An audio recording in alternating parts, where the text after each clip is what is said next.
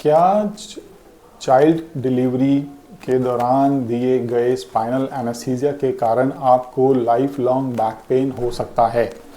ये एक बहुत कॉमन मिथ है जो काफ़ी सारी लेडीज़ मुझसे शेयर करती हैं। उनको लगता है कि वो प्रेग्नेंट थी, जब चाइल्ड डिलीवरी का टाइम था उनको स्पाइनल एनेस्थीसिया दिया गया, उस वक्त एक नीडल दी गई जिससे उनको उस वक्त बैक पेन हुआ, और अब जो ओवर दी कमिंग ईयर्स, जो पास्ट फ्यू ईयर्स से जो उनको बैक पेन है वो उस नीडल से ही शुरू हुआ है। इसको ऐसे समझते हैं कि एक जो नीडल है वो जब हम आपको बॉडी में पियर्स करते हैं तो लाइक अ नॉर्मल नीडल वो आपकी स्किन से, आपकी स्पाइन की मसल से और जो भी इन बिटवीन जो लिगामेंट्स और टिश्यूज़ हैं उनको पियर्स करके वो एक अपनी जगह पे जहाँ उसको पहुँचना चाहिए नर्व्स के पास वहाँ पहुँचती है, और फिर उसके थ्रू एक ड्रग एनेस्थीसिया के लिए डिलीवर की जाती है।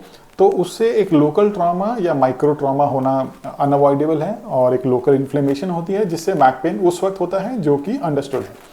ओवर द टाइम ये बैक पेन सभी पेशेंट्स में सेटल हो जाता है, और बहुत ही रेयर पेशेंट्स हैं जिनको 2 या 3 महीने तक वो पेन रहता है, लेकिन फिर उसके बाद वो ख़त्म हो जाता है। जो स्टडीज़ की गई हैं उनमें देखा गया है कि कुछ ऐसे पेशेंट्स हैं जिनको उसके बाद भी बैक पेन रहा, तो जब उनकी हिस्ट्री उठा के देखी गई तो देखा था, तो उसमें ऑब्जर्व किया गया कि वो जो पेशेंट्स थे उनको पहले से ही बैक पेन रहता था, या उनका वज़न बहुत ज़्यादा था, या एक वो हेल्दी लाइफस्टाइल नहीं मेंटेन कर रहे थे।